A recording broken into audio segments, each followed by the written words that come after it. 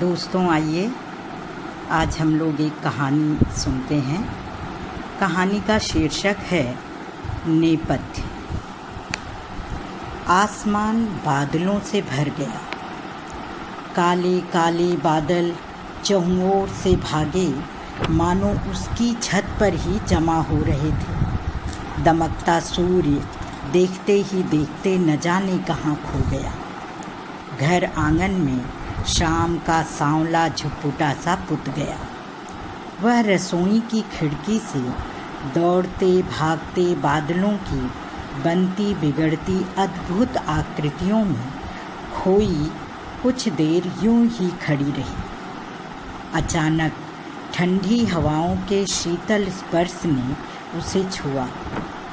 उसे बड़ा अच्छा लग रहा था। भरी दोपहर में शाम के मौसम की ऐसी रोमानियत उसे अंदर तक स्पर्श कर रही थी। उसने हाथ बाहर निकालकर यूं ही फैला दिए।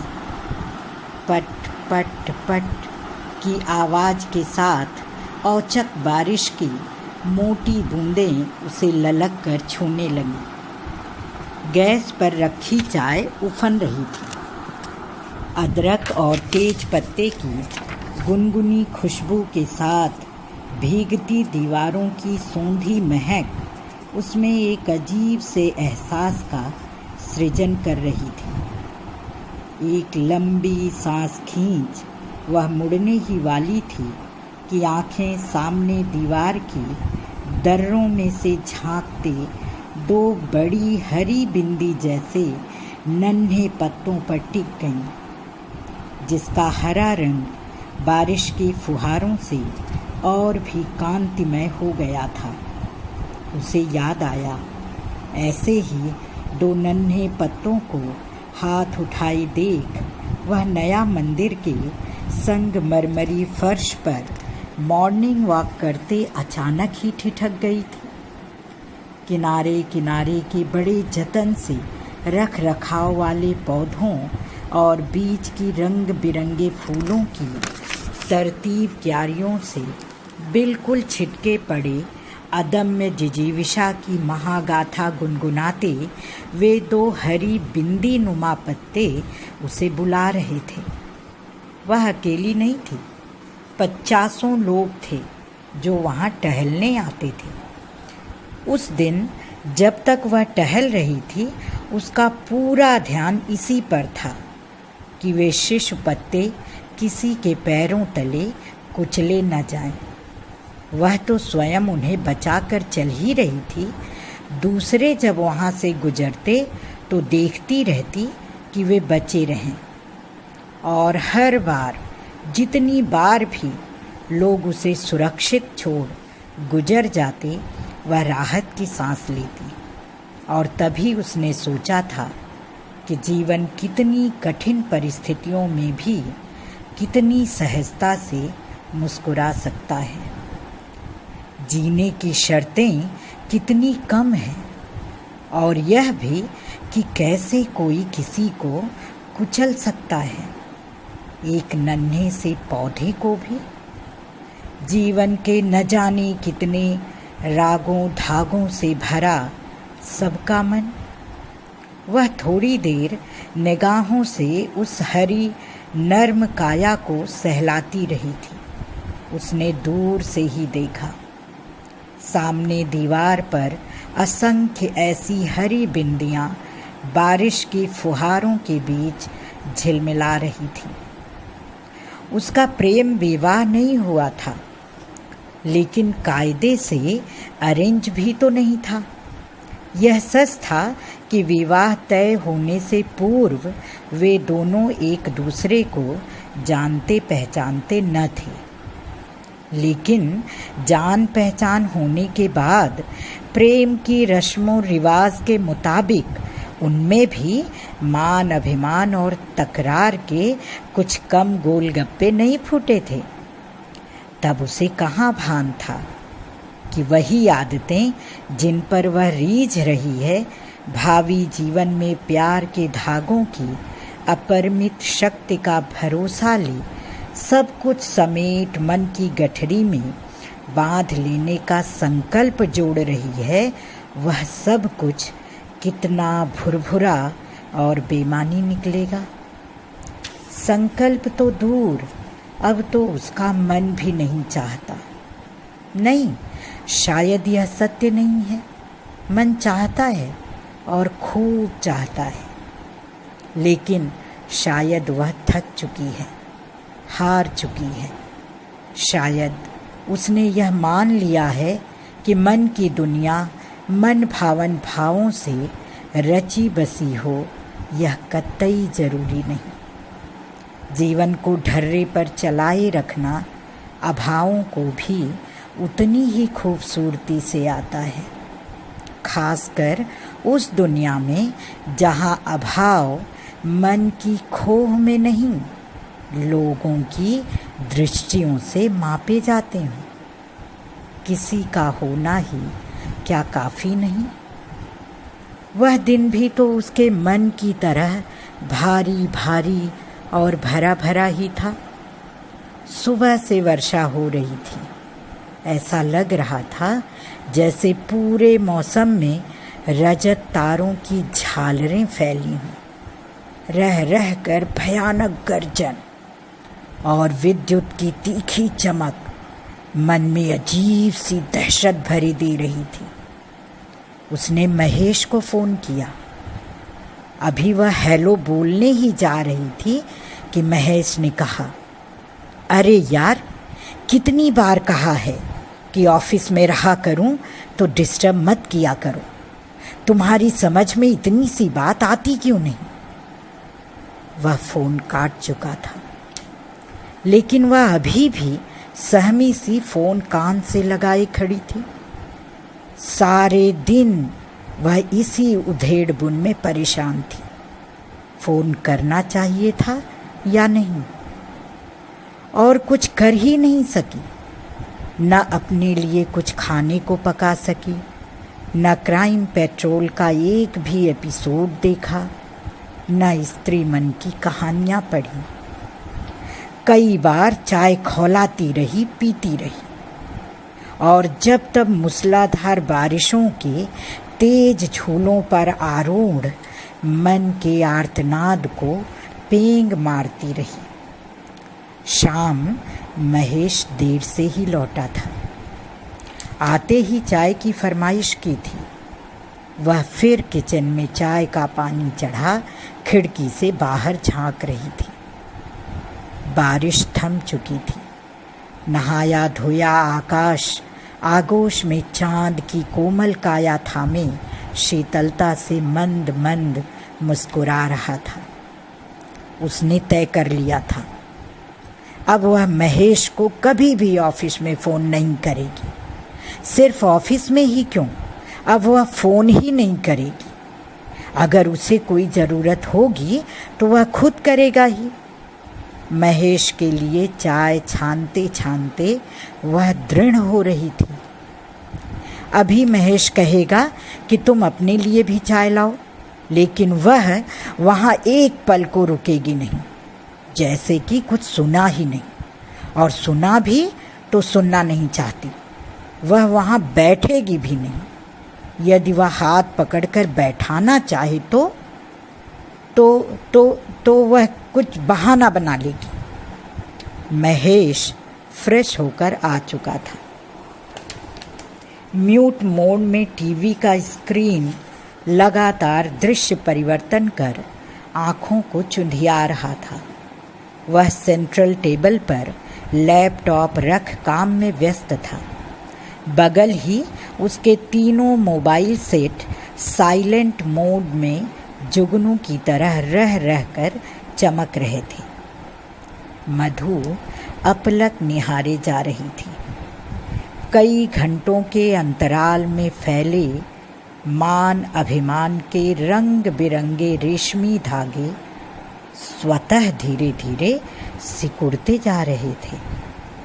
चाय लेकर वह महेश के ठीक बगल जाकर बैठ गई, एकदम सट कर। मन में कितने सारे उलाहने पंक्तिबद्ध फुदक रहे थे। मानो किसी नाटक के मंचन से ठीक पहले सारे कलाकार नेपथ्य से मंच पर अपनी उपस्थिति हेतु समुत्सुक कतारबद्ध झांक रहे हों। थोड़ा दूर बैठो ना, महेश ने असहज होते हुए कहा। क्यों बैठूं दूर?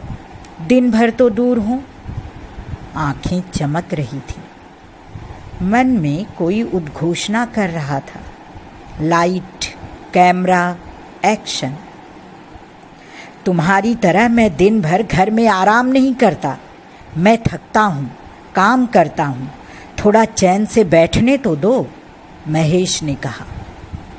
चमकती आँखों के तारे अचानक बुझ गए।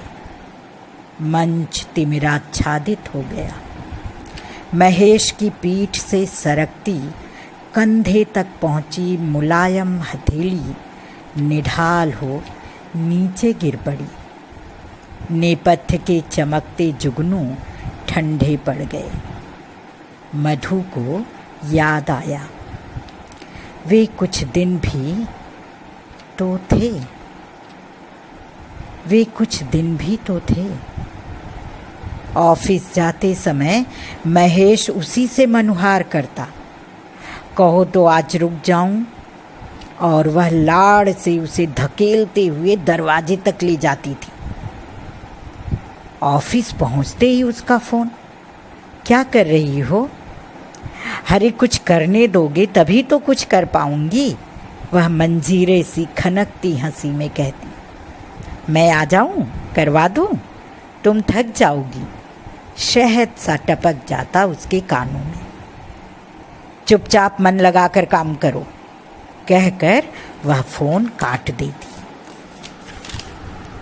कपास की काया में सुगंध सा मन बौरा जाता। गुनगुनाते मुस्कुराते दिन कब कपूर की तरह उड़ जाते पता ही नहीं चलता था। महेश शाम को घर लौटता तो पूरा घर महकने लगता। दरवाजे पर छोटे छोटे सैकड़ों फूल बिखर जाते। बालकनी खिले खिले पीताभ और कमला गेंदा फूलों से महमहा उठती। खिड़कियों पर जूही फूलों की महीन झालरें झूलने लगती। वह खुद भी तो गाढ़े गुलाब सी महक उठती। दिन भर दूर दूर रहकर भी लगता था जैसे दोनों एक ही स्क्रिप्ट के संवाद बोल रहे हों। मधु को जोरों की रुलाई आई। अंदर कमरे में जाकर वह फूट फूट कर रोई थी। तभी उसने सोचा था कि वह महेश से सीधे सीधे बात करेगी। वह तुरंत महेश के पास गई। महेश सोफे पर आंखें बंद किए निढाल पड़ा था। मुझे तुमसे कुछ बात करनी है, मधु ने सीधे ही कहा। हाँ हाँ बोलो, कहते हुए महेश उठ बैठा। मधु महेश की आंखों में देखते हुए क्षण भर भरी बैठी रही। होंठ हल्के से कंपन के बाद एक दूसरे को पकड़े थरथरा रहे थे। महेश की दृष्टि उसके चेहरे से होती फिसल गई। काली काली तनी भौहों के नीचे बड़ी बड़ी डबडबाई आँखें, हल्की ललछाऊ पतली नासिका, चुटकी भर केशर मिले मक्खन की लोई जैसे गाल, दहकते थरथराते होंठ, कंधे पर पड़ा धानी रंग का बेतरतीब रेशमी आंचल। क्या हुआ, तुम रो रही हो? महेश असहज हो गया। मधु की पलकें हिलीं।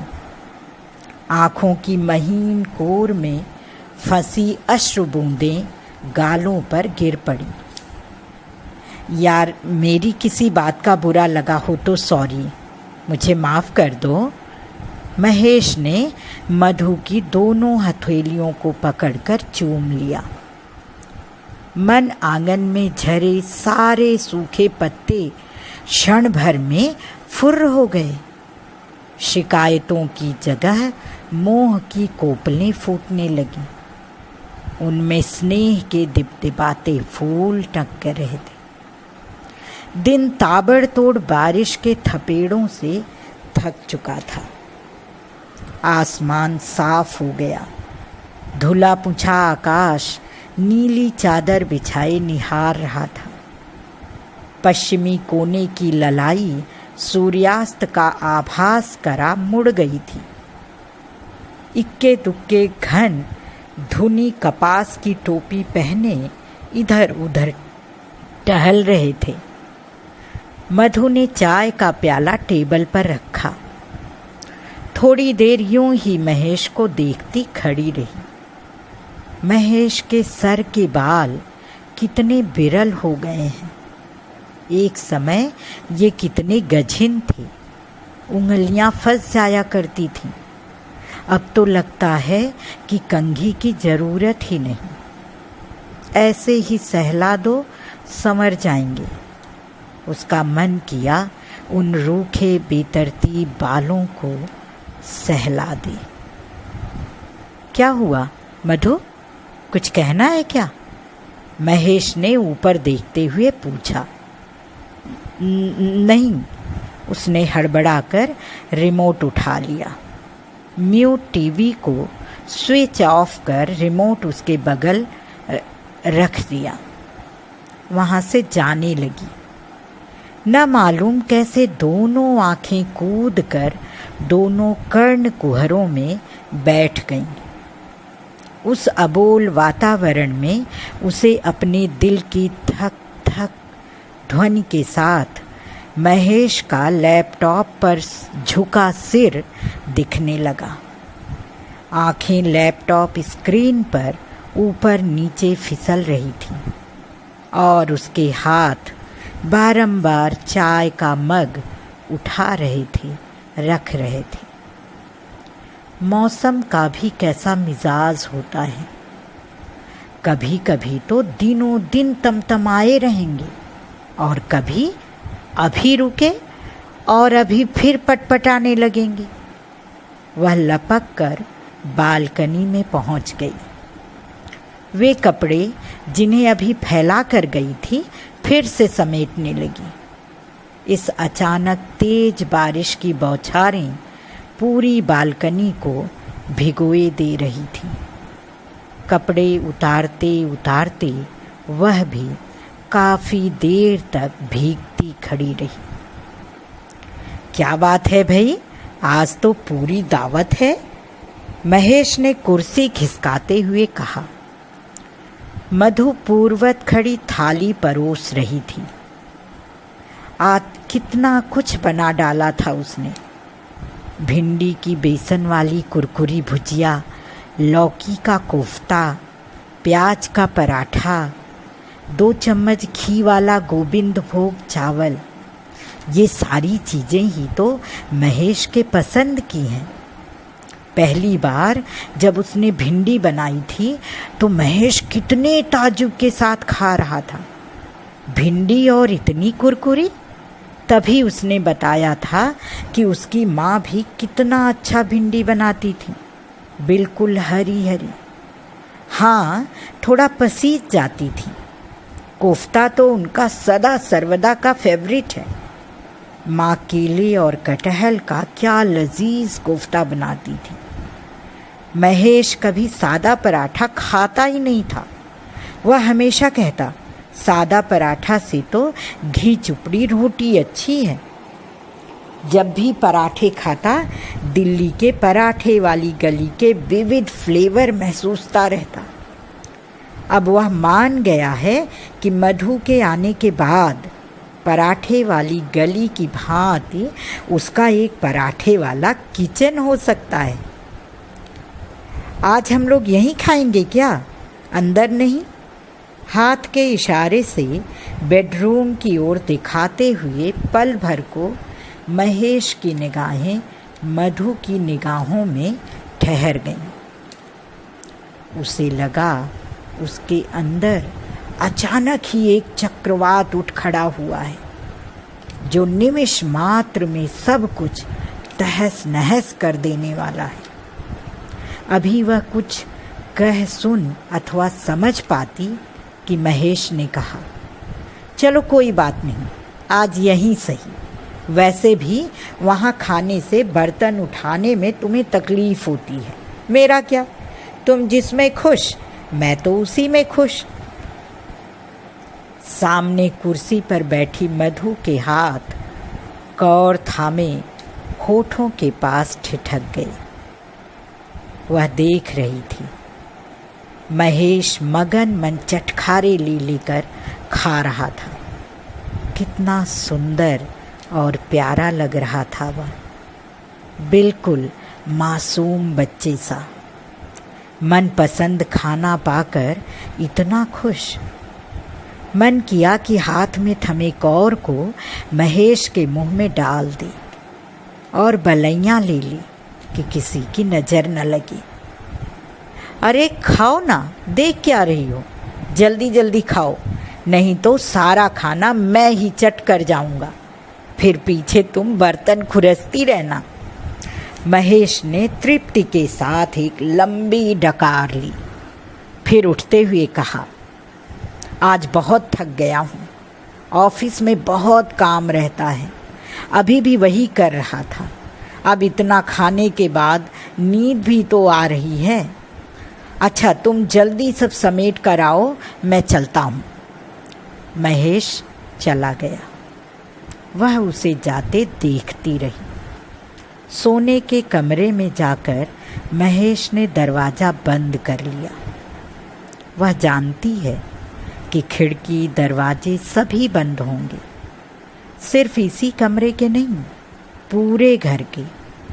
पर रात की मध्यम रोशनी में वह बंद दरवाज़ा उसे आंख मार रहा था, जिसे देखकर टेबल के सारे बर्तन मुंह दबाकर हंस रहे थे। मन के भीतर धंसा चक्रवात आंखों की पुतलियों पर नाचने लगा। रात का अंधेरा लैंप पोस्ट की पीली रोशनी के इर्द गिर्द बिखरा हुआ था। लैंप पोस्ट के नीचे ही 2-3 कुत्ते गुड़ी मुड़ी मारे सो रहे थे। सामने मकान की छत पर रखे गमलों में खिले नन्हे सफ़ेद फूल टिमटिमाते तारों की भांति चमक रहे थे। मधु ने चेहरे को थोड़ा ऊंचा कर खिड़की में लगे ग्रिल पर टिका लिया। हवा का एक संक्षिप्त झोंका उसके गालों को सहलाकर चला गया। मधु ने देखा आसमान बिल्कुल साफ था। लग ही नहीं रहा था कि अभी कुछ घंटों पहले यह मेघ खंडों का गर्जन तर्जन युक्त अखाड़ा बना था। हल्के नीले रंग की महीन चादर पर सैकड़ों रेशमी फूल टके थे। आसपास के घरों के रोशनदानों पर तिमिर सेना तैनात हो चुकी थी। संपूर्ण संसार दिवा के कोलाहल से थका मांदा निशा के जादुई चंदोए तले विश्राम ले रहा था। मधु ने एक लंबी सांस ली। शायद महेश सो गया हो, शायद नहीं भी। वह कितना चाहती है कि महेश थोड़ी देर उसके साथ बैठे, उससे बातें करे, उससे पूछे। बार बार मना करने के बाद भी वह उसे ऑफिस में फ़ोन क्यों कर देती है? घर आकर भी तो कभी नहीं पूछा। फ़ोन की बात जाने भी दो, दिन भर के कामों में भूल सकता है, लेकिन वह तो उसकी ओर ठीक से देखता तक नहीं। देखता तो क्या कुछ भी समझने में उसे देर लगती? कभी कभी उसे लगता है कि वह केवल एक नाम भर रह गई है, जो महेश की जरूरतों के अनुरूप बाना धारण करती रहती है, जिसकी अपनी कोई ज़रूरत है ही नहीं, जो पूरे घर में वायु की तरह व्याप्त है। उसे याद आया 20-25 वर्ष पहले की बात होगी। तब उसकी शादी तय भर हुई थी। व्यक्तिगत हथेलियों में मोबाइल तो थे नहीं, लेकिन लैंडलाइन फ़ोन सबके घरों में थे। एकमात्र बातचीत का जरिया। उस दिन भी जमकर बारिश हुई थी और फिर वही हुआ जिसका उसे अंदेशा था। रिसीवर उठाकर उसने चेक किया, फ़ोन डेड था। बड़ी झुंझुलाहट हुई, रोना भी तो आया। अब 2, 3, 4 न जाने कितने दिनों में फ़ोन ठीक होगा, तभी उसकी महेश से बात हो पाएगी। पूरा दिन वह उदास थी, मन ही मन करोड़ों मनौतियाँ मान रखी थी कि एक बार बारिश का तांता टूटे और वह किसी तरह महेश से बातें कर पाए। शाम होते होते बादल छट गए थे, लेकिन मौसम अभी भी गीला और सर्द था। घर से निकलकर पब्लिक बूथ तक जाए भी तो कैसे? किससे कहे, क्या कहे? मकान के दूसरे तल पर विनीता रहती थी। दोनों एक ही साथ एक ही कॉलेज में एक ही वर्ष में पढ़ती थी। विनीता से कुछ काम का बहाना ले वह बेतहाशा सड़क के उस पार पोस्ट ऑफिस से सटे पब्लिक बूथ की ओर भागी थी।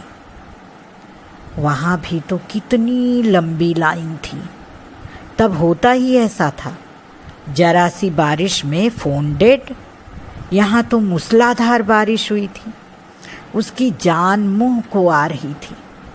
एक तरफ महेश की आवाज़ भर सुन लेने की तीव्र लालसा और दूसरी ओर घर से दूर, यहाँ इतनी दूर होने का भय।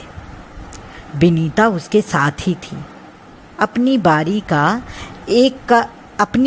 पर एक का सिक्का डाल जैसे ही उसने नंबर डायल किया, कानों में ट्रिंग ट्रिंग की प्रतीक्षित धुन बजने लगी।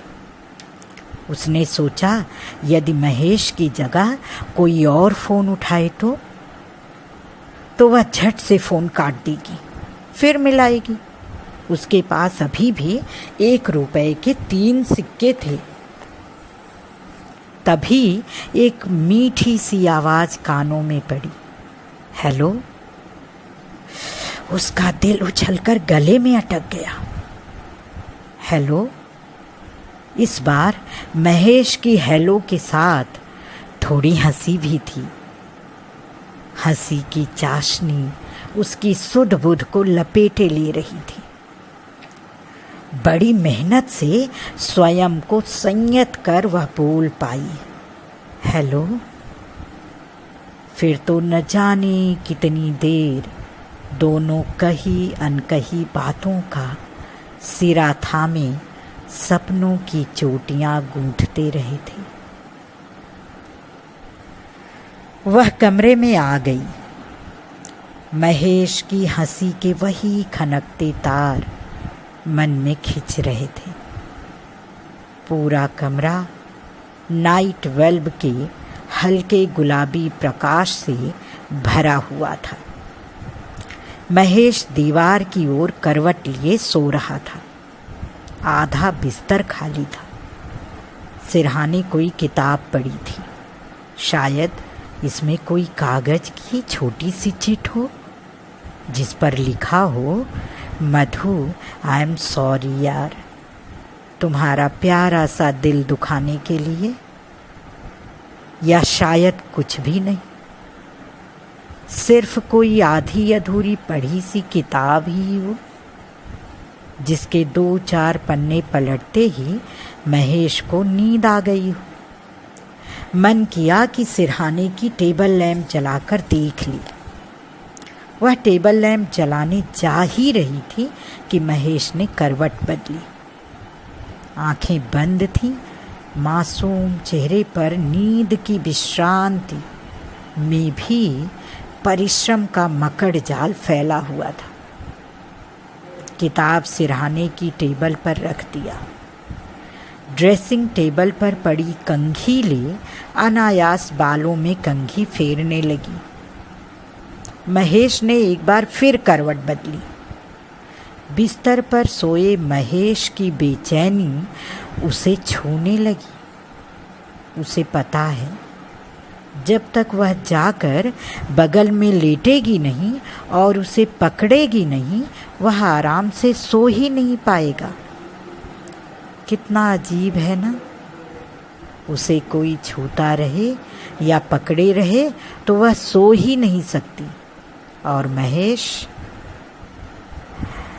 तुम जानती हो ना कि जब तक तुम मेरे ऊपर अपना हाथ नहीं रखोगी, मुझे पकड़ोगी नहीं, मैं शांति से सो नहीं पाऊंगा। महेश के कहे शब्द उसे खींचने लगे। उसने बालों का एक ऊंचा जूड़ा बनाया, पास रखे पानी के जग से 2 घूंट पानी पी, नाइट बल्ब की रोशनी को बुझाकर बिस्तर पर आ गई। महेश की पीठ से सटते हुए उसने अपना हाथ महेश के ऊपर रख दिया।